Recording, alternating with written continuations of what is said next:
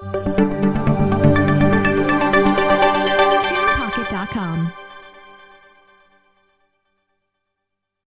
Secretary, good luck. Thank you, Melo. Salamat. Thank you, Melo. Thank you, Cunha. Melo. Last question will come from Joseph Morong of GMA 7. Sir, good morning, sir. Morning, Joseph. Yes, how are you doing, sir? Good, good. Okay, sir, yun munang sa decisions sa MGCQ. Can you walk us through kung paano napag-desisyon ni PRD yan, who brought up the subject last night, and what was the reaction of the economic cluster?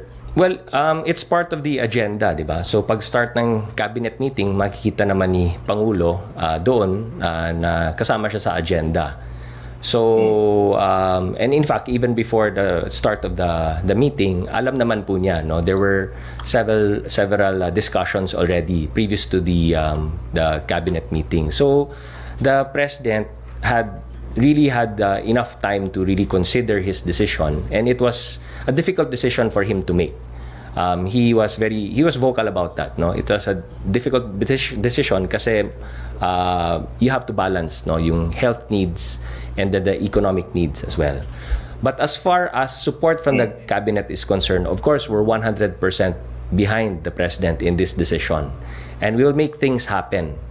Even if given that decision of the president, like I said, yung sa amin naman po ay recommendatory. Pero syempre, kung nagbigay ng desisyon ng Pangulo, we will support 100% the decision of the President, and we will work within the framework that was given to us by the President. So, ang next step natin dyan is to determine ang IATF kung ano yung mga areas na MGCQ at GCQ for the month of March, and then the economic team will just work within that framework like what I just mentioned a while ago. So, and then, like I said also kanina, ang sinabi talaga ni Pangulo, there's a time for everything. There's a step-by-step process that we need to do here. And ang gusto mangyari ni Pangulo, let's see a vaccination rollout being implemented actually on the ground before we reconsider again the MGCQ for the entire country. So ganun yung parang decision niya. So kumbaga weighing all the options, ang kanya is mag-vaccination muna tayo roll out, and then let's study the MGCQ again for the entire country. Yes, sir. What was Secretary Sonny there last night, or the economic cluster, and what was their sentiment? Like I said, kami naman sa cabinet, all members of the cabinet fully support the president in his decision. There is wisdom in the decision of the president. And tama rin yan na if we go by the strict timeline, kailangan talaga yung immunization program, no, has to commence. It will help build up confidence, even consumer confidence, even confidence among our people na at least nandyan na, nag-umpisa na yung vaccination, kaya mas lakas ang loob natin na mag-MGCQ sa buong bansa. So, it could go any which way.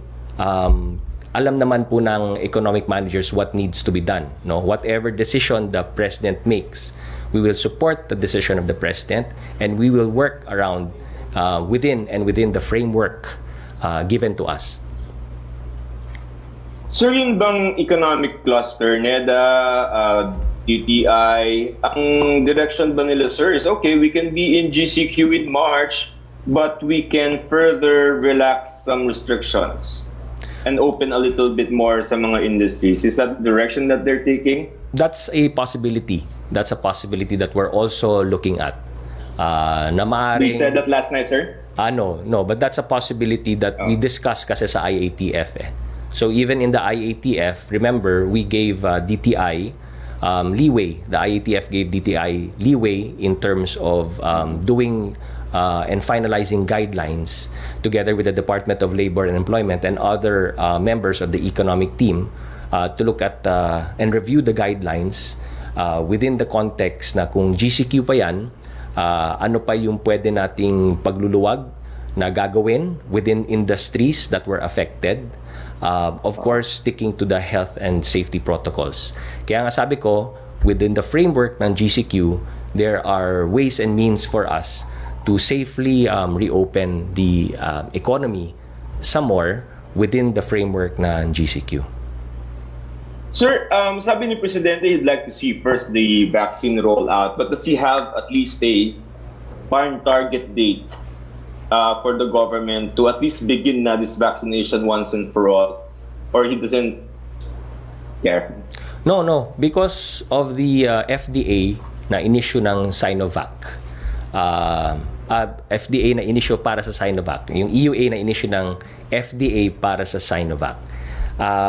So we're hopeful that at the very least, with regard to that particular brand, hopefully if the shipment arrives as promised, then we'll be able to roll out that brand of vaccine already. So we will now ask NITAG to give us ano ba yung magiging protocol in terms of prioritization using the Sinovac vaccine brand now that the FDA issued the EUA for this. Of course, we're also waiting for the Pfizer and the AstraZeneca shipments to arrive. Okay. So, may chance na magkasabay-sabay yung tatlong brand. Hopefully, ganun na nga mangyari. Darating yung Sinovac, darating yung Pfizer, darating yung AstraZeneca. And then we'll see a rollout. Okay? So, yun ang aming inaasahan mangyari. But if one brand comes in first, anumang brand yan, then we'll roll it out. If the next brand comes in, we'll roll it out. And so on and so forth. No. So, was Pfizer, sir, discussed last night? In particular, parang follow-up lang kung ano nang nangyari. Anong sabi, sir? Well, we'll leave it to Secretary Charlie Galvez to make the proper announcements or pronouncements with regard to the particular kung kailan ba yung Pfizer na darating at anong yung naging communications niya particularly with Pfizer and AstraZeneca. Yeah, kasi nakausap na sir yung Pfizer Global, di ba? I'm not aware. Si Secretary Charlie Galvez. So walang update na binigay si Secretary Galvez kagabi? Kay Presidente mismo? Meron yan, I'm sure. Tell us. Ano lang, yung talagang napag-usapan was the status of the Sinovac kasi that's the latest development na na-issue na yung FDA. Nothing on Pfizer? In passing lang. Okay. What was mentioned? Sorry? Sir? What was mentioned about Pfizer? Kung ano yung kung sinabi ni Secretary Charlie Galvez in the context of the Sinovac vaccines that we're also awaiting for the Pfizer and the AstraZeneca. Okay. Maraming salamat, Joseph Morong. Marami pa tayong mga katanungan pero wala na pong tayong time. We will collate all the questions na hindi po natanong and sasagutin po yan ni Cabsec Karlo Nograles. Sir, thank you again. Meron po ba kayong huling message bago tayo magtapos dito sa virtual presser? Yes, obviously our heart goes out to our kababayan sa Caraga region. Weather permitting, the President will visit the region to see firsthand ano yung naging epekto ng typhoon sa Caraga. And obviously there are also other regions that continue to feel the effects of Typhoon Auring in terms of malakas na pag-ulan at pagbaha, and we continue to monitor the situation on the ground at lahat ng ating mga agencies and departments that are in charge of providing relief, rescue and response operations are doing it. We'd like to commend and salute all of our government officials and government employees and government workers who are currently in the thick of the rescue, relief, and response operations on the ground. We continue to monitor the situation and act quickly, especially in helping yung mga kababayans natin na talagang naapektuhan. So, we will continue to provide updates with regard to yung response and relief operations. Maraming salamat sa ating mga kaibigan sa Malacanang Press Corps, sa mga miyembro ng media at sa ating mga kababayan na nakikinig at nanonood ngayon. Ingat po lagi, dasal po lagi, at kapit kamay tayo. Magtulungan tayo, kailangan natin yan. Maraming salamat. Thank you, Cabinet Secretary Karlo Nograles. Thank you rin sa lahat ng mga miyembro ng media, sa Malacanang Press Corps at sa FOCAP. Thank you sa Radio Television Malacanang and News Information Bureau Transcript Section. Hanggang dito na lang po, hanggang sa susunod po na Virtual Presser. Muli, magandang umaga.